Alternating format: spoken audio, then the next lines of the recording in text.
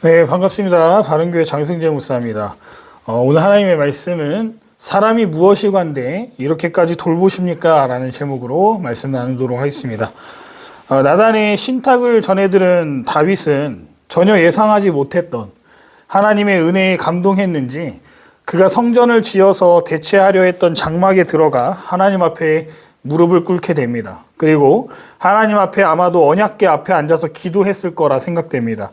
그런데 그 내용이 참으로 기가 막힙니다. 하나님, 보통 때에도 인간들을 이렇게 대하시는 겁니까? 제가 하나님께 받은 약속이 감당하기가 힘듭니다. 저와 제 집이 무엇이기에 이렇게 은혜를 베푸십니까? 라고 자신의 솔직한 심정을 털어놓음을 볼 수 있습니다. 아무리 생각해도 자신은 도저히 이 은혜를 입을 자격이 없다는 것이죠. 하나님의 은혜의 본질이 바로 이런 겁니다. 도저히 받을 자격이 없는 사람에게 내려주시는 것, 그것이 바로 하나님의 은혜라 할 수 있습니다.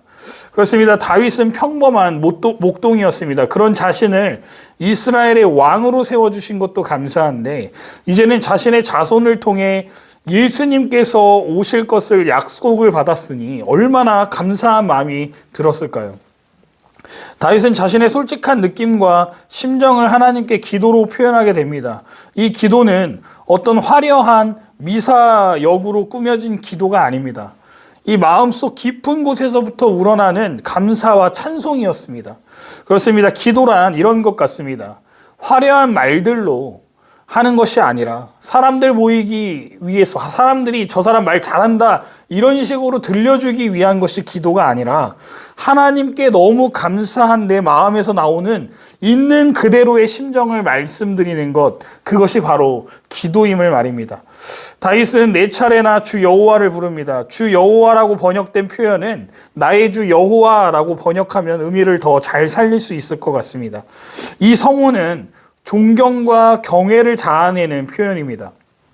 다윗은 하나님을 이 성호로 부르면서 자신을 10차례나 하나님의 종으로 부름으로써 자신과 하나님의 차이를 극대화하고 있어요. 이처럼 제한적으로 사용되는 하나님의 성호를 본문에서 다윗이 4차례나 사용한다는 것은 무엇을 의미하는 걸까요? 다윗은 하나님이 자신에게 주신 약속을 아브라함에게 주신 언약과 같은 맥락에서 이해한 것임을 알 수 있습니다. 아브라함에게 주신 언약이 온 세상의 족속들에게 영향을 미친 것처럼 자신에게 주신 언약도 범세계적인 면모가 있다고 믿은 겁니다. 다윗과 같은 감사의 고백이 터져 나올 정도의 은혜를 매일 경험하시는 성도님들의 삶이 되시기를 주님의 이름으로 축복합니다. 이제 다윗은 자신의 연약함과 하나님의 위대하심을 비교하면서 찬송을 드리게 됩니다. 그는 4가지로 주님을 찬양합니다. 그리고 이 찬양은 4번째 사항에서 절정의 이름을 알 수 있습니다. 찬송의 내용 첫 번째는 주님은 종에게 자신의 일을 알려주시는 분이시라고 찬양합니다. 여러분, 당시 고대 근동에서 신들은요, 인간을 귀찮게 여긴다고 생각했던 이 종교적 정서가 팽배했었습니다. 그런데 우리 하나님은요, 다르시다는 거예요. 하나님의 이러한 성품은 대단히 획기적인 것이었음을 알 수 있습니다. 다윗은 끝없이 인격적이시며 자신의 백성들에게 자상하게 모든 것을 알려주시는 하나님이시라고 찬양하고 있습니다. 그렇습니다. 하나님은요, 인격적인 분이십니다. 하나님은 저와 여러분들을 절대로 귀찮게 여기신다거나 하찮게 여기시는 분이 아니시라는 거예요. 그러니 저와 여러분들도 스스로를 하찮게 여기는 우를 범하지 않으시기를 바랍니다. 하나님께서는 여러분들을 존재만으로 존귀하게 여기신다는 거예요. 존재만으로 사랑하신다는 겁니다. 그러니 절대로 스스로를 못났다고 부족하다고 이 세상에서 쓸모없는 존재라고 말씀하시면 안 된다는 겁니다. 여러분은 이 세상에서 가장 귀한 존재이며 하나님께서 당신의 하나밖에 없는 아들 예수 그리스도를 십자가에 못 박혀 죽이는 일조차도 괜찮다고 여기실 만큼 여러분을 사랑하신다는 거예요. 그리고 여러분들은 그만큼 존재 가치가 높은 존재라는 겁니다. 세상에서 느껴지는 무력감과 어려움으로 고통받고 신음하고 우리가 있을 수 있습니다. 그래서 좌절하고 더 이상 삶에 가치를 느끼지 못하고 나는 왜 이런 인생을 살아야 하는가 어려움을 호소할 수 있습니다. 그런 여러분들에게 하나님을 말씀하신다는 거예요. 너는 내가 선택한 자고 너는 누구보다 존귀한 존재라고 말입니다. 하나님이 여러분들을 사랑하신다는 사실을 깨닫게 되는 놀라운 은혜가 임하시는 오늘이 되시기를 주님의 이름으로 축복합니다. 두 번째로 다윗은 하나님이 거룩하신 분이라고 찬양합니다. 거룩의 가장 기본적인 의미는 차별과 구별입니다. 이 구절에서 거룩이라는 단어는 사용하지 않지만 다윗은 세상의 그 어떤 신들과도 비교될 수 없는 구별된 분으로 하나님의 거룩하심을 강조하고 있어요. 다윗은 자신이 듣던 것과 같이 하나님 외에는 신이 없음을 고백하고 있는 겁니다. 그렇습니다. 이 세상에는요, 하나님 외에 신은 존재하지 않습니다. 만번 양보해서 존재한다 하더라도 하나님처럼 가장 크고 높으심에도 불구하고 작고 낮은 자리로 임재하시고 그 백성과 소통하는 신은 존재하지 않는다는 겁니다. 지성이면 감천이라는 말이 있듯 다른 모든 신들은 인간의 공로와 노력이 들어가야지만 그 신들이 들어줄까 말까입니다. 그리고 인간을 하찮게 여김을 볼 수 있죠. 그러나 하나님은 다르시다는 겁니다. 우리가 주님을 찬양하고 높이는 이유는 그분이 압도적인 힘으로 세상을 굴복시켰기 때문이 아니라 오히려 당신 백성의 발을 씻기셨고 무한한 사랑으로 용서하셨기 때문입니다. 가장 위대하신 분이 작은 자를 택하시고 작은 민족의 하나님이 되어주셨다는 사실이야말로 그분이 이 땅에 유일하신 절대자시라는 증거 아니겠습니까? 세 번째로 하나님은 이스라엘을 선택하신 하나님이시라는 겁니다. 다윗은 이스라엘의 오늘날 있게 된 것은 전적으로 하나님의 과분하신 은혜가 함께한 것이라는 점을 고백하고 있다는 거예요. 그동안 이스라엘이 하나님께 받은 은혜가 얼마나 큽니까? 감당하기 힘들 정도로 이 하나님께 받은 은혜가 얼마나 많냐는 겁니다. 왜냐하면 이스라엘 백성들은 늘 하나님을 버렸고 배신했고 불평과 불만을 쏟아내왔습니다. 여러분, 어떨 때 그런 반응을 이스라엘 백성들이 보여왔습니까? 감사를 잃어버릴 때였다는 거예요. 하나님이 이미 베풀어 주신 그 은혜의 역사를 망각하면요, 하나님께 감사할 수 없고 도리어 원망과 불평에 빠져서 하나님의 심판을 받게 될 수밖에 없다는 사실을 우리는 기억해야 합니다. 대표적으로 광야에서 이스라엘 백성이 계속 그런 잘못을 저지르지 않았습니까?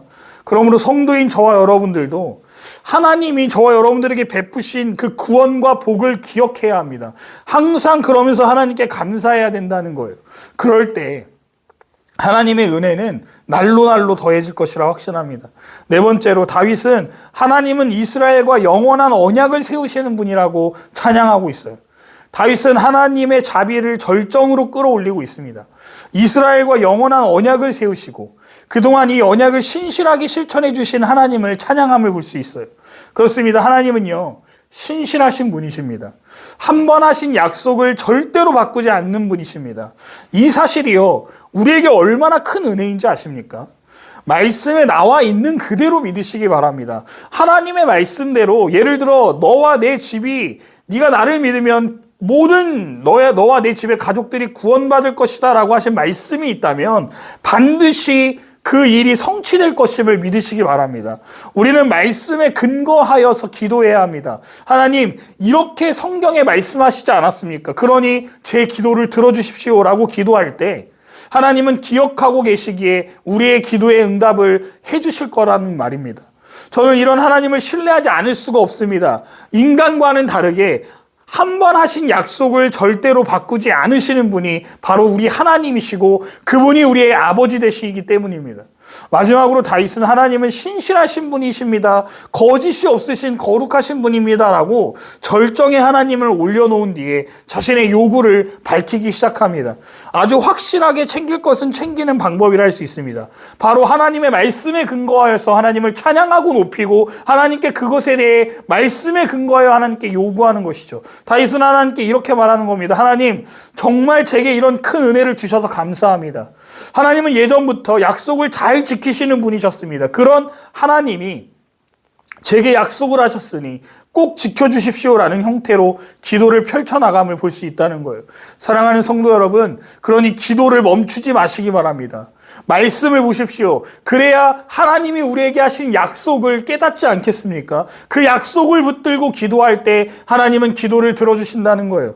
하나님은 자신이 하신 약속이 성취되는 과정에서 저와 여러분들을 하나님의 도구로 쓰시기를 원하신다는 겁니다.